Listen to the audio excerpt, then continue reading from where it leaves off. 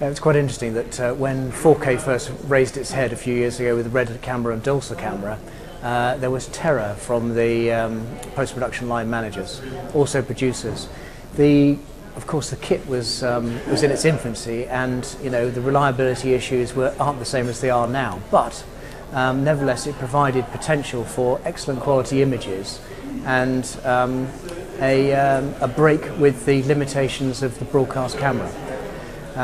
So the only thing that had to be cracked really was the workflow and also handling the amount of data. So that was really the challenge. It needed a lot of development of manufacture of bits and pieces that weren't out there. For instance, we wanted to have, with Red One, we wanted to have eSATA transfer of data from the cards. Well, no one made any kind of eSATA thing, so we made our own plugins for that, made our own hardware, that worked fine. After that, it became managing the colour science, managing the expectations of the client. And also, there had been a number of horror stories floating around the industry. The BBC had banned Red One as a format because a couple of productions had ran into very large overheads. So the actual, the mould was broken there with Wallander, which went to a Swedish company that cracked all of the issues and produced a very workable program within budget. Again, they, like us, had to jump through a series of hoops. We then went on to do the BBC's first insurance qualified data managed show, which was interesting, having to provide basically a list of stuff which is exactly the same as we've been doing film deliverals. So 11 o'clock every morning, the insurancer got a PDF lab report. It was all second nature to us, really.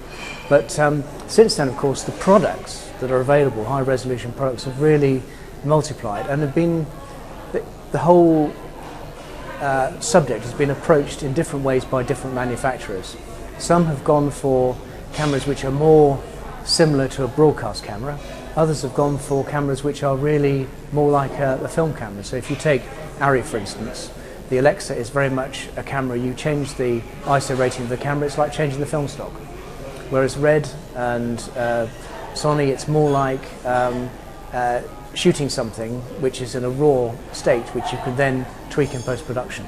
That's not to say that you can't do that with the Arri, of course, but I think coming from the film side, things have been a bit more logical. From the television side, the cameras that are prevalent nowadays, the F65, the F55, the Alexa, and the Red One to a certain extent, all have HD and TV ready functions in terms of their colour spaces and the way they work. So it's been an interesting ride over the last few years of actually seeing how things are developed. Of course, the future is all open as well, because now that this battle of 4K photo sites or 4K pixels has come to the fore, we will expect to see, well, we now have 6K cameras from Red, the Dragon sensor, and I'm sure that the other camera manufacturers are looking to a 6.5, 7K camera. Panavision, of course, with their 65mm format again, when that finally comes out, that will be another groundbreaker. So it's been an interesting roller coaster ride.